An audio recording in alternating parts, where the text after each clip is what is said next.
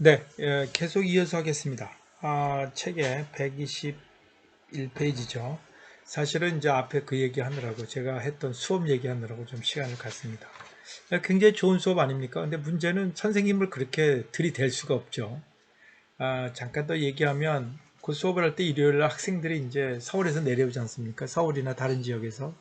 그런 경우에 그 학생들의 뭐 교통비는 걔들이 봉사니까 따로 월급 받는 건 없습니다. 저도 마찬가지고. 근데 이제 내려오면 1시에 시작이면 11시쯤 오게 해요. 예, 그래서 와서 이제 제가 차를 가지고 가서 보통 오송에 있으니까 오송역으로 오는 애도 있고, 예, 그 다음에 뭐 조치원역으로 또는 버스 타고 청주로 오는 친구들도 있어요. 그래서 그걸 저희 안사람도 이제 이 프로그램에 같이 참석했었는데 서동희 교수죠. 그래서 참석해서 차 2대로 학생들을 다 픽업을 해요. 그래서 그 오성 도서관, 어딘 줄 아시니까 그 질병관리센터 있는 데 아닙니까? 그래서 요즘에 질본이라고 얘기하는데 거기에 이제 그 근처에 있어요. 도서관이 어린이 도서관이죠. 그래서 거기를 데리고 가는데 그 가기 전에 그 근처에서 점심을 해요. 그건 뭐 온전히 제 돈이죠. 그래서 보통 4번에서 6번 정도 하면 뭐 어마어마한 점심값이죠. 예. 그래도 즐겁게 했습니다. 음, 뭐 아무도 알아주지도 않고 물론 한번 청주 MBC에서 와서 찍긴 했는데 제가 뭐 저는 얼굴 안 나갔어요. 저는 이런 건 이제 유튜브야 어차피 강의를 위해서 나가는 거지만 안 나갔습니다. 그런 적도 있었고 물론 인터뷰는 서동희 교수가 했어요. 아마 혹시라도 청주 MBC 찾으시면 아마 몇 년 전일 거지만 나오지 않을까 싶기도 해요.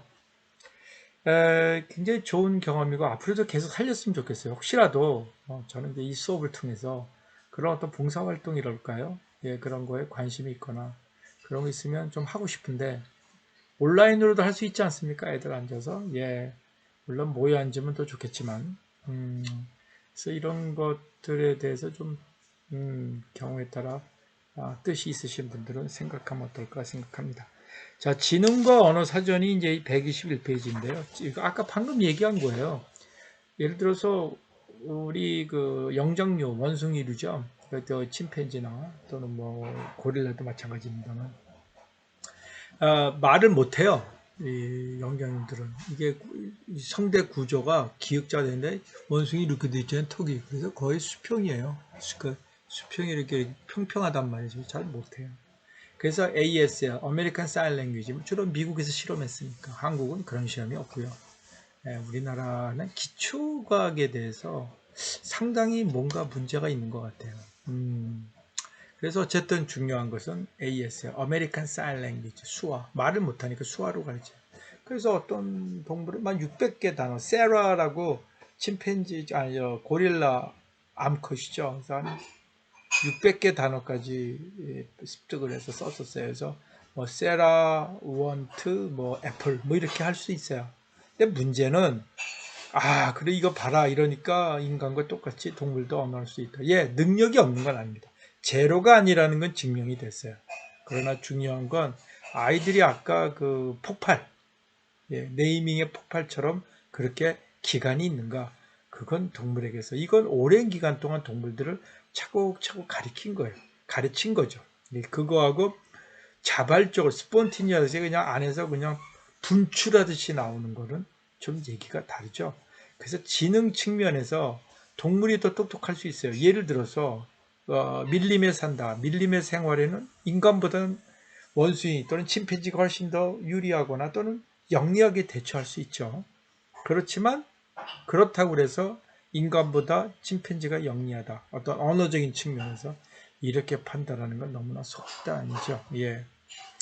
과학이라는 건 사실 그러한 관찰과 어떠한 조사의 결과를 두고 일종의 진실이죠. 왜냐하면 조사 기간도 어느 정도 되고 조사 대상도 많으니까 그런 결론을 내리고 이러니까 이렇다라고 얘기를 해버리지만 네, 맞습니다. 그 안에서는 그 자체가 진리인 건 맞습니다. 조건 하에서는. 근데 조건을 잘못 잡으면 어떻게 됩니까? 완전 다른 얘기죠. 인간의 언어를 배우는 것이 단순하게 물론 사회적 조건이 필요해요. 우리 지난번에 얘기했죠. 인간이 사람에게 키워지지 않고 동물에 키워지고 나중에 언어를 가르치면 어떻게 되는가? 성공하지 못한다는 거. 특정 기간이 있다는 얘기를 그 얘기를 하는 거죠. 그거는 뭐 틀린 말이 아닙니다. 예, 그렇지만 아까 말한 폭발의 순간이 있다는 거. 그리고 인간은 궁금하면 뭔가를 찾아서 확인하려고 하는 어떠한 속성이 있어요. 그 동물하고는 좀 다른 부분이죠. 그래서 아까도 아이들 얘기해 사전을 찾는다든가 뭔가 참고할 걸 찾는 이런 과정. 도서관이라는 게 이렇게 이 뒤에 책 쌓이는 것처럼 도서관이 있는 게 우리가 예를 들어서 앞으로 뭐 10,000년, 20,000년 가면 침팬지가 도서관을 지을까요? 물론 뭐 과학적인 데서 불가능한 건 아닙니다. 그러나 관찰하고 그것에 결론 내려서 그게 진리다 라고 얘기하는 건 너무나 쉬운 결과이죠. 실증적 결과, 실증주의는 맞습니다. 과학주의는 실증을 해야 되는 건 맞지만 일부 실증을 했다고 그래서 내가 일부라는 말을 왜 감히 쓰냐면 인간이 관찰을 아무리 해도 전체를 정해진 시간과 정해진 능력으로 할 수는 없기 때문에 그래서 상당 부분 믿을 수 있는 그러한 계제는 있으나 그게 곧 A는 B다 얘기할 수 없다는 거죠. 인간이 갖고 있는 어떠한 지능 측면은 과학적인 걸로 100% 증명이 되지 않는다는 겁니다. 그래서 우리가 아이들의 지능 테스트할 때 단어 갖고 테스트하는 이유가 바로 단어 능력이 얼마나 폭발적으로 일어나는가 이 과정을 결과로 보는 거예요. 그래서 어떤 사람은 90%가 발생되고 어떤 사람은 60%가 발생되고 그래서 지능 차이가 있지만 60% 발휘됐다고 해서 침팬지보다 똑똑하지 못하다 이렇게 얘기할 수는 없는 겁니다. 이렇게 얘기를 하기 때문에 과학이 그냥 어느 조건에서 맞다라고 얘기하고 그 안에서 이게 맞으니까 이 조건에 유사하면 다른 것이 될 수 있다는 말은 과학적인 측면에서 틀에서는 됩니다만 전체 세상에 일반을 시키기는 쉽지가 않은 것이죠. 특히 인간에 대해서 얘기할 땐 얘기가 다르다는 거예요. 이러한 어떠한 그 규칙 또는 어떤 정칙화된 어떤 룰에 또는 포뮬라죠. 공식으로 하는 거. 이번에도 여러분 뭐 수능에서 이번에 황당한 일들이 벌어졌지 않습니까? 황당한 일이. 이런 일이 바로 왜 그런가? 왜 많은 오류가 7번인가 이번인데 5, 6번이 왜 과학에서 발생하는가? 그것은 문제를 내는 사람들의 그 과학자들이고 그들이 믿는 어떠한 부분이 자기의 공부한 지식 내에서 그것이 세상의 진리인 양 얘기한 데서 오는 오류가 아닐까라고 감히 얘기를 해요. 그 노력을 안 했다는 게 아닙니다. 그러나 자기가 살아온 어떠한 그 프로세스가 모든 걸 설명할 수 있는 하나의 열쇠인 양 그렇게 설명을 하면 열쇠가 될 수도 있다라고 봐는 거하고 열쇠다라는 거하고는 다르지 않습니까? 우린 선생이고 또 저는 교수이고 여러분들도 석박사를 하는 분들이잖아요. 설명을 할 때 이거야 저거야. 이 C 같은 경우에서 아이들의 기초를 가르치는 경우에는 A다 B다 C다를 분명히 답을 줘야 되지만 좀 더 올라가서 고급스러운 어떠한 사고를 할 때는 어떻게 됩니까? 본인 스스로 사고를 끄집어낼 수 있게끔 어떻게 우리가 이끌 리더가 아니라 뭐예요? 코치의 역할을 해야 된다라는 걸 아시지 않습니까?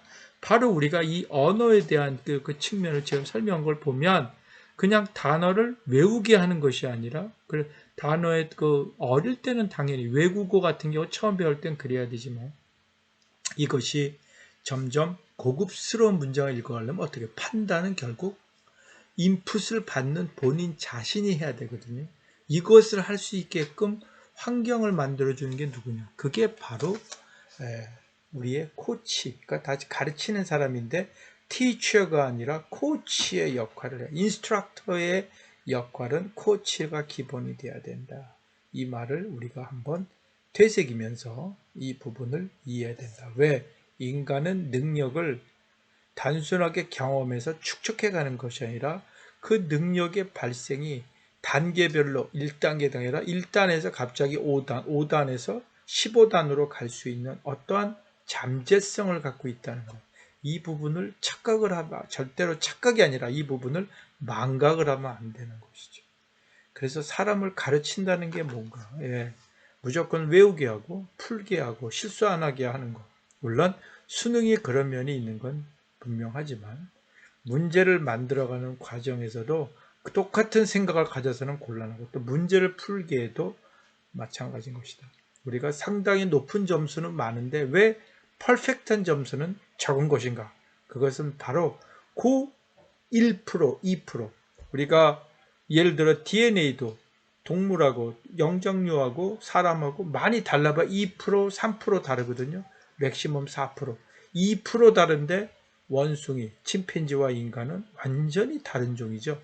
이 인간의 어떠한 창의적 사고방식 또는 그 사고방식 활용 부분에 있어 언어가 그걸 가장 잘 대변해주고 있지 않습니까?